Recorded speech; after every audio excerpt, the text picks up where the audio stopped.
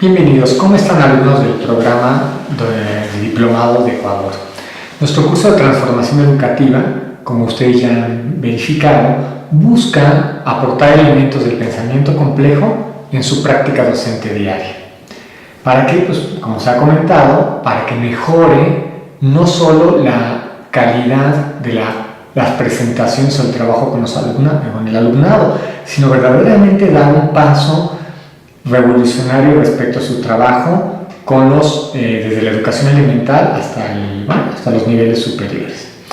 Muy bien, en el primer taller, el taller 1, en el módulo 1, estuvieron trabajando el tema de las disciplinas, estuvieron trabajando el tema del paradigma cartesiano y se les hicieron dos preguntas. La primera pregunta era que ¿qué entendía usted por pensamiento complejo? Y la segunda es ¿cómo aplicaría ese pensamiento complejo al aula? Entonces la clave de las respuestas es la siguiente. En el caso de la primera pregunta, lo importante que hay que recordar es que en el pensamiento complejo se hace alusión a varios elementos.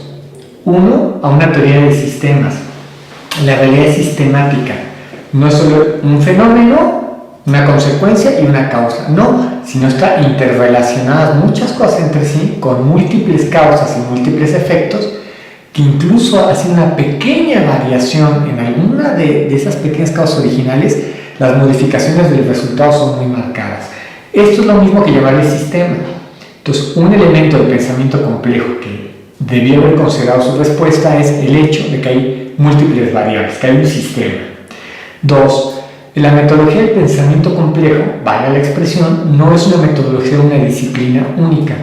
Ese es un segundo elemento a considerar. El pensamiento complejo, por definición, no puede utilizar una sola metodología, por decir algo, las matemáticas, sino tiene que fundamentarse o tratar de responder los problemas, esa realidad que ha percibido como compleja, con varias disciplinas que trabajan y se entrecruzan entre sí. Bueno, ese es el segundo elemento que hay que considerar.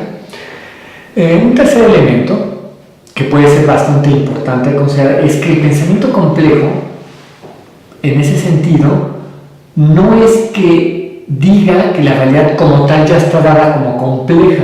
Eso no tiene sentido. Es el propio observador lee la realidad o interpreta la realidad como compleja y la delimita con un cierto criterio arbitrario, lo que considera el fenómeno a investigar. Un ejemplo clásico puede ser el clima.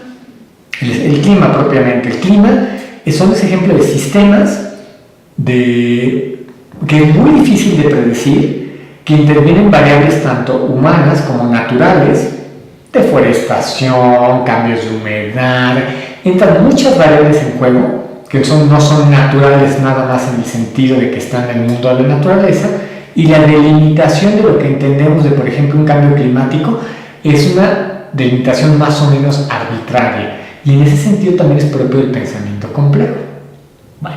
Entonces, resumiendo, cuando hicimos la pregunta de ¿qué entiende usted por pensamiento complejo?, el énfasis tuvo que haberse dado en no hay una única metodología, hay múltiples objetos de estudio, la realidad que estamos analizando tiene muchas variables y que no pueden ser reducidas solo a una metodología, una disciplina única, por decir algo, las matemáticas. Bueno, esa es la clave para la respuesta de la primera pregunta.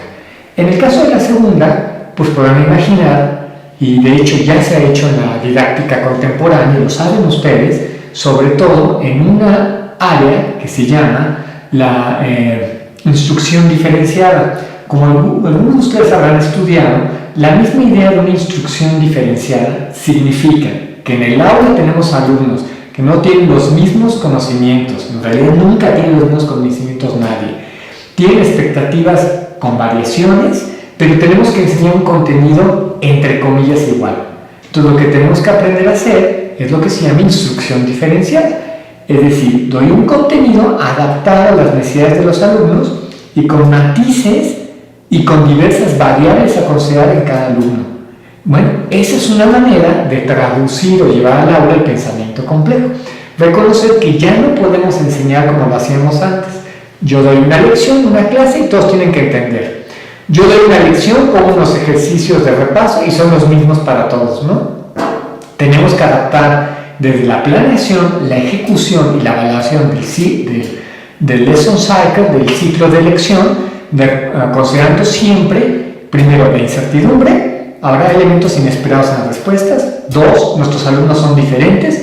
Y 3, nuestra planeación, ejecución y evaluación tiene que estar ajustada a esa realidad cambiante y diferenciada de nuestros estudiantes.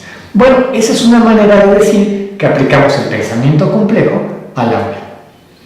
Pues bien, espero que estas 2 pistas les hayan servido para un poco vigilar, analizar, comprender lo que intentamos con este curso de transformación educativa. Gracias.